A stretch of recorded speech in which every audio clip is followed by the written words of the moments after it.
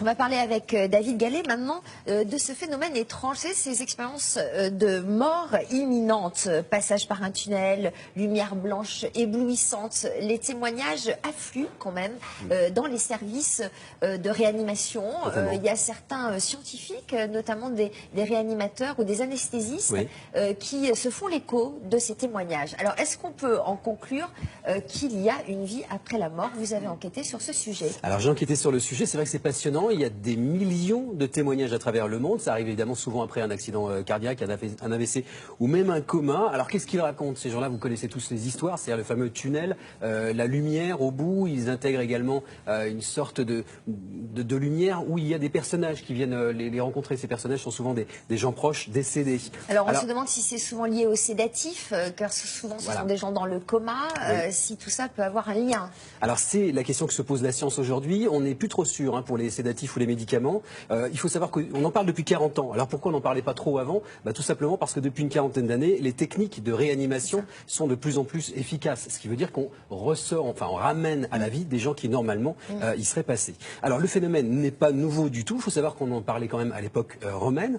On a aussi des témoignages de chroniqueurs médiévaux. On a même des tableaux. Par exemple le fameux tableau de Jérôme Bosch que vous connaissez pratiquement tous. C'est ce fameux tunnel qui illustre d'ailleurs souvent ces histoires de near-death experience ou de EMI, donc des expériences de mort imminente. J'ai voulu moi en savoir plus sur ce sujet-là, rencontrer des gens qui ont vécu des expériences de mort imminente et puis rencontrer également des médecins, notamment un médecin, le professeur Jean-Jacques Charbonnier, pour savoir ce qu'ils ont pensé. Est-ce qu'il y a une preuve de la vie après la mort? Il est anesthésiste. Il est médecin anesthésiste, absolument, et réanimateur. On va regarder ça tout de suite et puis on se retrouve juste après pour en parler. La science serait-elle sur le point de prouver qu'il existe bien une survie de notre conscience après notre mort? Avec l'avancée des technologies médicales, notamment de réanimation, de nombreux témoins survivants d'un arrêt cardiaque parlent d'expériences étranges. Ils disent s'être trouvés au-dessus de leur corps, d'avoir eu la possibilité de voir à 360 degrés tout ce qui se passait dans une salle d'opération ou dans les environs. Simple illusion, effet de drogue ou de médicaments? Pour le médecin anesthésiste Jean-Jacques Charbonnier, les témoignages sont crédibles, mais ne trouvent aujourd'hui aucune explication. Ce qui est très troublant pour le scientifique que je suis et pour le médecin que je suis, c'est de s'apercevoir que les personnes qui disent être sorties de leur corps ont bien perçu en temps réel ce qui se passait à proximité ou à distance de leur corps physique au moment même où leur cerveau ne fonctionnait plus. C'est-à-dire, pendant un arrêt cardiaque, on a un cerveau qui ne fonctionne plus. Pendant les 15 secondes qui suivent, le cerveau fonctionne encore et puis après c'est terminé. Et donc là, on a des gens qui peuvent décrire en temps réel ce qui se passe autour d'eux. La description des témoins se poursuit souvent avec l'apparition d'une lumière, d'un tunnel ou d'une double hélice qui semble les attirer inexorablement. Michel Lazès a vécu ce qu'on appelle une expérience de mort imminente.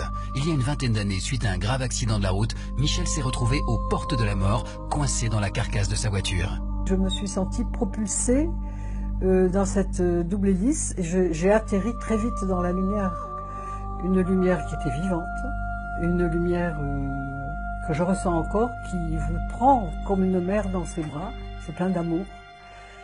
Et en même temps qui vous enseigne, c'est une lumière qui est la connaissance même. Transporté dans un état critique à l'hôpital de Chartres, Michel finira par être réanimé. Quelques secondes avant, elle eut la sensation de quitter la lumière pour réintégrer son corps.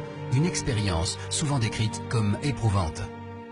J'ai eu l'impression de rentrer dans une combinaison.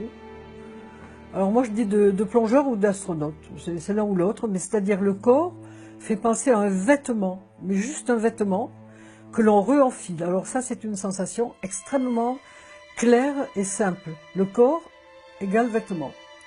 Difficile de comprendre ces extraordinaires récits alors que le cerveau de Michel n'affichait pratiquement plus aucune activité.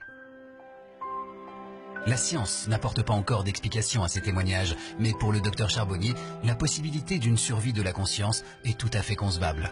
On pourrait penser que finalement le cerveau n'est qu'un récepteur d'informations, comme un poste de télévision. Un poste de télévision, lorsqu'il est cassé, le programme continue. Le programme n'est pas fabriqué par le poste de télévision. Voilà comment on pourrait concevoir le cerveau et la conscience compte tenu de tous ces témoignages.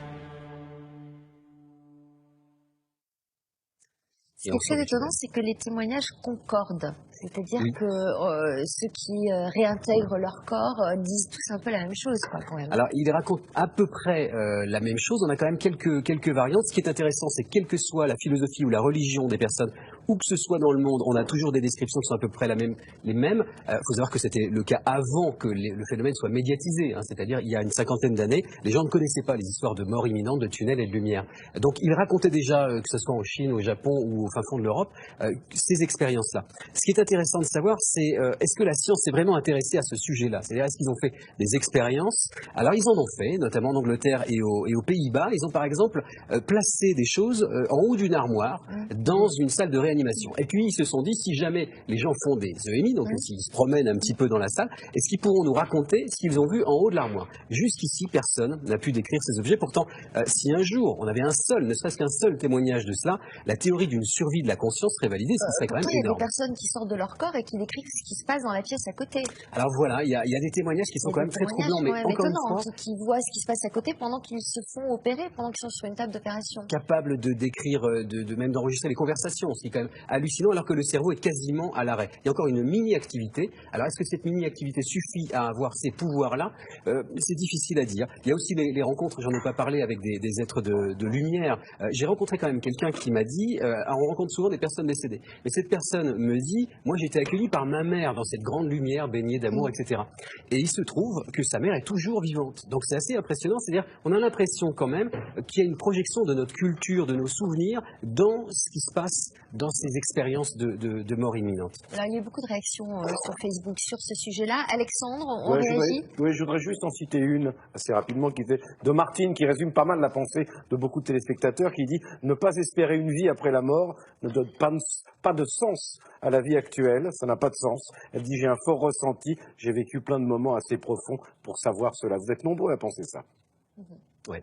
Alors, je vais faire une conclusion, Oui. même si le sujet est passionnant et qui mériterait 2 heures. Il n'y a évidemment aucune certitude scientifique aujourd'hui. On est encore dans le domaine de la croyance. Il n'est pas impossible qu'un jour la science révèle la preuve d'une survie de la conscience, plutôt d'une manière assez énergétique, on va dire.